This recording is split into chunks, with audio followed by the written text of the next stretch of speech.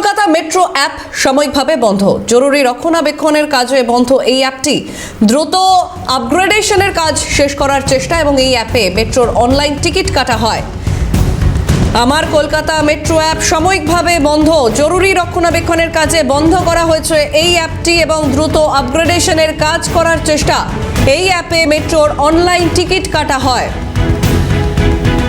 আমার কলকাতা মেট্রোর অ্যাপ এবং এই অ্যাপে মেট্রোর অনলাইন টিকিট কাটা হয়। পরবর্তী মেট্রো কখন আছে তা বিস্তারিত জানা যায় এবং একাধিক অপশনও রয়েছে মেট্রো সংক্রান্ত এই অ্যাপটিতে। এই অ্যাপটি সাময়িকভাবে বন্ধ করা হয়েছে। বিস্তারিত জানবো, ফোন লাইনে রয়েছেন প্রতিনিধি অভিরূপা হাজরা। অভিরূপা, কি কারণে বন্ধ করা হলো আমার কলকাতা মেট্রো অ্যাপ? দেখো, আমার কলকাতা মেট্রো অ্যাপ অনেকদিন ধরেই সমস্যার সৃষ্টি করছিল। যাত্রীরা কোনোভাবেই সেখানে আপডেট পাচ্ছিলেন না, সেখানে টিকিটের কোনো আপডেট করা যাচ্ছিল। এই নিয়ে একাধিক সমস্যার সৃষ্টি হচ্ছিল।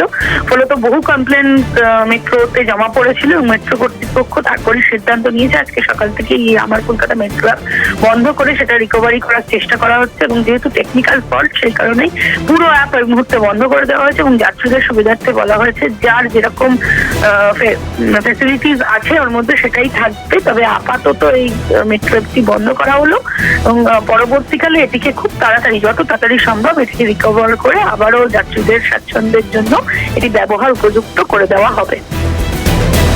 ধন্যবাদ অভিরূপা। ফোন লাইনে ছিলেন প্রতিনিধি অভিরূপা হাজরা।